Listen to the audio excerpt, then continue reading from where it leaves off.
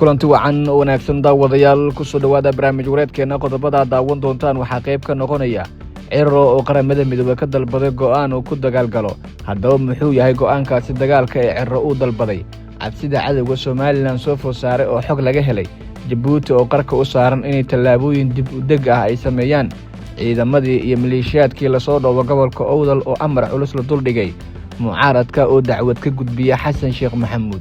shuruudo lagu xiray wada hadalka u socda dawladda iyo xubnaha siyaasiyiinta mucaaradka ciidankii lafta gareen oo duqeyn lagu beegsaday mar kale dawladda oo qaadaysa tallaabooyinkii ugu dambeeyay duqeyn culus oo ka dhacday baydhabo duleedkeeda wararkii ugu dambeeyay Trump oo sheegay inay Iiraan dalab gudbisay dalabkaasi haddaba muxuu yahay wararkaasi waxay nagu soo kordhay akhbaraad kala daawan doontaan balse marka hore si aan faafahinta u guda galno waxaan ka dalbanayaa in muuqaalka aad noo sheer garaysa leeg saarto meel fog gaarsiin qayb ka noqo saaxiibada nagu xiran ee hela xogaha xasaasiga iyo warbixinada halkan inuu ku soo gudbina adigoo rukumanaya barteena YouTube channel sidoo kale furagan baleelka digniinta aragtidana qaybta hoose faalada ama commentiga inoogu reeba waa hagaag waa 11 bisha June haddii aynu eegno wararkii ugu dambeeyay dulmarka aad ku daawateen markana Cabdiraxmaan Ciro madaxweynaha Soomaaliland ayaa waxa uu ka dalbaday qaramada midoobay codsi la xiriira in uu qaado tallaabooyin militari kadib markii ay kordheen dhaqdhaqaaqyada ciidan ee ka socday maalmihii ugu dambeeyay gobolka Owdal Ciro ayaa dalbaday in tallaabooyin militari uu qaado taasi oo ka dhigan mid cabsi xoogan hadda abuurtay iyada oo durbaba ay soo ifbaxayaan in qorshayaasha socda iyo tallaabooyinka xasaasiga ah ee la xiriira qorshihii ugu dambeeyay ee ciidan go'aanka kama dambaysta ah ee loo qaaday tallaabooyinka isu soo tarayay waqtiyadii ugu dambeeyay iyo ciidankan sida gaarka hadda u qaaday dhaqdhaqaaqyada hubeysan ayaa waxa ay muujinayaan in mar kale ay si degdeg ah ugu lug leeyihiin qaadista tallaabooyin waaweyn oo culus iyo go'aan gaaristaasi oo la xiriirta in si kama dambaysa markani loo qaadayo dhaqdhaqaaqyadii ugu dambeeyay hogaamiyaha Soomaaliland Cabdiraxmaan Ciro ayaana waxa uu dalabkan u diray si kama dambaysa qaramada midoobay isaga oo gudbiyay ilaa iyo dhowr gal dacwadeed oo kala duwan oo ku sheegayo in ay qaramada midoobay fasaxdo howlgal ciidan oo ay Soomaaliland ku sifayn doonto dhinacyada ay ishayaan taasi oo ka dhigan mid cabsida hadda si siyaadisay waxaa cabsida saaran cadawga Soomaaliland lagu sheegay mid korortay saacadihii ugu dambeeyay kadib markii tallaabooyin waaweyn oo cabsi badan abuurtay ay qaadeen ciidamada Soomaaliland waxay soo bandhigeen oo ay banaanka keeneen dabaabaad culus iyo tallaabooyin ay qaadayaan ciidanku taasi oo ka dhigan mid ay dardar gelinayaan qorshihii ugu dambeeyay oo ahaa mid aad u culus ayaa soo tarayay waqtiyadii la soo dhaafay waxaana tani ay qayb ka tahay isla tallaabooyinka ciidanku ay qaadayaan iyo howlgallada culus ee Soomaaliland ay u qaadayaan dhanka Djibouti waxaa la rumaysan yahay in dhaqdhaqaaqyadan iyo tallaabooyinkan hadda socda in ay si gaar ah u sii xoojinayso dhaqdhaqaaqyadii ugu dambeeyay iyo tallaabooyinkii ugu cuslaa waxaana ay tani ka dhigan tahay mid sii xoojisay qorshaha kama dambaysta ah iyo dhaqdhaqaaqyada hubeysan ee socday iyada oo ay Djibouti dhankoodu dib u garasho markan sameynayaan ciidankooda ayayna Djibouti dib uga celinayaan halkaasi oo la ogaaday in tallaabooyinkan loo qaadayo si kama dambaysa waxaana taasi ay ka dhigan tahay mid xoojinaysa dhaqdhaqaaqyadii ugu dambeeyay iyo go'aanadii ugu waaweynaa oo ay dhinacyadu u qaadeen tallaabooyinkani markan haddii aynu eegno dhinaca kale mucaaradka ayaa waxa ay dhankoodu gudbiyeen xogo ku aadan diidmo Xasan Sheekh Maxamuud ka timid iyo sidoo kale qorshihii ugu weynaa waxaana tallaabadani ay tahay mid ka mid ah tallaabooyinka mucaaradku ay ku tilmaameen in Xasan Sheekh Maxamuud aysan wada hadal dambe la sii fariisanaynin shuruudo ayaa la sheegay in lagu xiray wada hadalka taasi oo adkeyn doonta xaaladaha ugu dambeeya go'aan qaadashada iyo tallaabooyinka dhinacyadani ay mowqifka ugu dambeeya u qaadan doonaan waxay ku adkaysteen in dhaqdhaqaaqyadii ugu dambeeyay ee socday iyo tallaabooyinkii ciidan ee la qaaday maalmihii la soo dhaafay oo weliba dowladdu ay waaran u jartay qaar ka mid ah xubnaha siyaasiyiinta ay abuurtay in la bartilmaameysado hooyiga siyaasiyiinta qaarkood, taasi oo meesha ka saartay guud ahaan wax kasta oo wadahadal ah iyo sidoo kale wadadii wadahadal ee lagu soo laaban karay. waxaana shuruud adag ay ka dhigeen xubnaha siyaasiyiintan mucaaradka ahi in marnaba aysan aqbalaynin gorgortan dambe oo xasan sheekh maxamuud ay la sii galaan iyo beesha caalamka wadahadal ay u gudbiyaan, taasi oo ka dhigan in xilligani loo qaadayo tallaabooyinkii ugu dambeeyey oo go'aankan la xiriira. waxa ay sidoo kale cabasho u gudbiyeen dowladaha Turkiga iyo sidoo kale dhinacyada kale ee taageersan go'aanada wadahadal ee hadda socda, iyaga oo sheegay in marnaba aan xilligan wax gorgortan ah la furi karin marka la eego tallaabooyinka ay qaaday dowladda xasan sheekh maxamuud. fila Soomaaliya ayaa la rumaysan yahay in amar dagaal ay bixisay iyo tallaabooyin weerar lagu qaadayo kadib markii saraakiisha hay'adaha ammaanka uu xasan sheekh maxamuud la kulmay, isaga oo si gaar ah diiradda u saareen tallaabooyinkii ugu dambeeyey iyo dhaqdhaqaaqyadii ugu xoogganaa oo ka dhignaa in ay qorshahaasi kama dambaysa u galeen dhinacyadani, lana soo afjari karo tallaabooyinka qaarkood iyo sidoo kale dhaqdhaqaaqyada u muuqanaya inay yihiin kuwa xoojinaya dhacdooyinkii ugu dambeeyey. xogaha hadda la helayo ayaa muujinaya sidoo kale in ay xukuumadda ay qaadayso tallaabooyin kale oo ay ku howlan tahay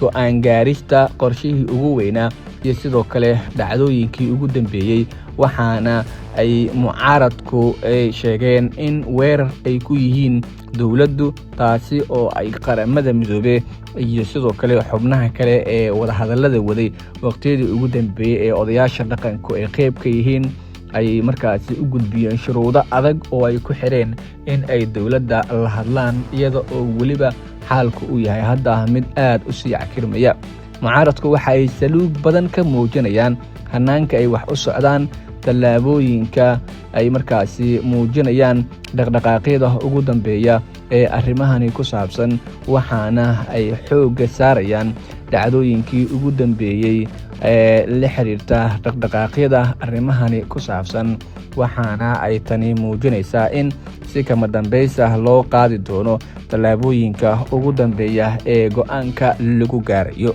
waxaana ay sidoo kale tallaabadaasi tahay tii ugu cuslayd oo ay tallaabooyinkan si degdeg ah ugu qaadayaan,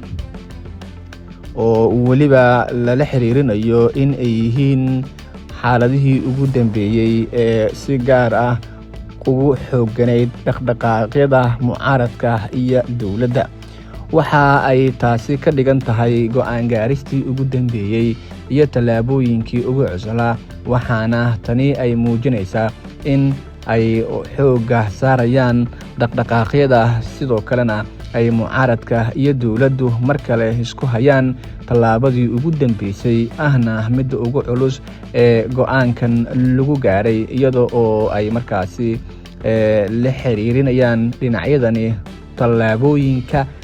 oo u muuqanaya dowladdu in aysan weli ka gaabinaynin go'aankeeda hubka dhigista mucaaradka. waxa ay gudbiyeen mucaaradku in uu ku socdo qorsho dagaal oo hubka dhigis lagu sheegay, waxaana ay ku adkaysteen in marnaba aan gorgortan dambe laga sii geli karin masiirkooda haddii dowladdu ay tallaabooyin culus u soo qaada markan, taasi oo ay ku tilmaameen in xaalka uu ka sii darayo, iyada oo weliba walaac xooggan ay muujiyeen kadib markii saacado kooban hawada la soo geliyey in internetka iyo korontada la weyn doono, taa oo cabsi badan abuurtay mucaaradka dhankoodana ku abuurtay cabsi oo la xiriirta in ay mucaaradka iyo dowladdu mar kale qorshayaal iska hor imaad ah markaasi dhinacyadu uu dhexmari karo. markana haddii aynu eegno dhanka kale magaalada Baydhabo iyo ciidankii Laftigareen, faahfaahinno dheeraad ah ayaa waxaa laga helayaa khasaaraha ka dhashay weerar dhanka cirka ah oo ka dhacay bannaanka magaalada Baydhabo ee xarunta gobolka Bay, kaasi oo lagu beegsaday maleeshiyaad isugu jira xubno taabacsanaa Laftigareen iyo sidoo kale argagixisada Al-Shabaab. duqeynta oo ahayd bartilmaameed ayaa timid kadib markii dhaqdhaqaaq laga dareemay aagga magaalada Baydhabo, kadibna diyaarado dagaal ay halkaasi beegsi ka sameeyeen, waxaana la beegsaday maleeshiyaad ku sugnaa duleedka magaalada Baydhabo oo isku diyaarinayay halkaasi.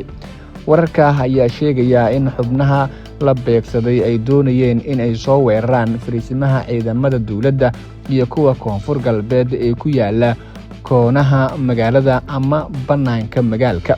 balse markii la ogaaday kadib ayaa lagu duqeeyay goobta. Saraakiil ka tirsan laamaha amniga ayaa waxa ay inoo sheegeen in howlgalka khasaare isugu jira dhimasho iyo dhaawac lagu gaarsiiyey argagixisada iyo maleeshiyaad kale oo la sheegay inay taabacsanayeen Laftigreen oo halkaasi ku sugnaa, balse ma shaacin tirada rasmiga ah. Dhinaca kale ma jiro wax hadal ah oo ka soo baxay dhanka dawladda Soomaaliya iyo saaxiibada caalamiga ah ee ku aadan duqeyntan lagu bartilmaameedsaday duleedka Baydhabo ee ka dhacday halkaasi, iyada oo maleeshiyaadka ku sugnaa goobtaasi lagu weeraray.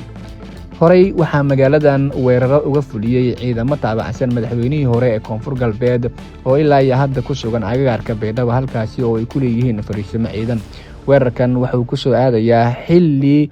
ay shalay koonfur galbeed ay ka dhacday doorasho maamulkaasi uu madaxweyne loogu doortay Sheekh Aadan Maxamed Nuur Madoobe oo bedelay Cabdicasiis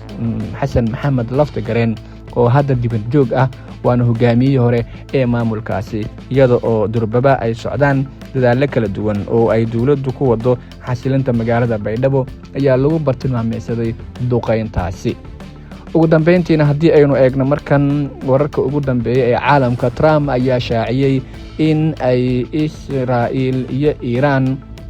labaduba ay wadeen maalmihii ugu dambeeyey duqeymo iyo dagaal toosa. Trump waxa uu sheegay in dhanka Iiraan ay dalbatay in Mareykanku uu ka joojiyo hubka culus ama duqeymaha culus, iyada oo ay markaasi la tilmaamay in tallaabooyinkani ay noqon doonaan kuwo suurtagalnimada arrinkaasi xoojin karta ama ay joojin karaan. Waxa uu Trump sheegay in ay Iiraan dalbatay in Mareykanku uu ka daayo duqeynta hubka culus ee waaweyn, taasi oo meesha ka saaraysa guud ahaan wax kasta oo isbedelay saacadihii ugu dambeeyey. Waxaana Mareykanka iyo Iiraan ay maalintii labaad si isku xigta duqeymo ay uga wadaan bariga dhexe, iyaga oo isku jawaabaya xilli xabad joojintii hore loogu dhawaaqay weli aysan dhaqan gelin. Tallaabooyin iyo dhaqdhaqaaqyo xoog lana ay halkaasi ka socdeen, iyada oo ay dhinaca kale tallaabooyinkaasi saameyn xooggan ku yeelatay dhinacyada ishayahada ee tallaabadan sida gaarka ah ugu lugta leh,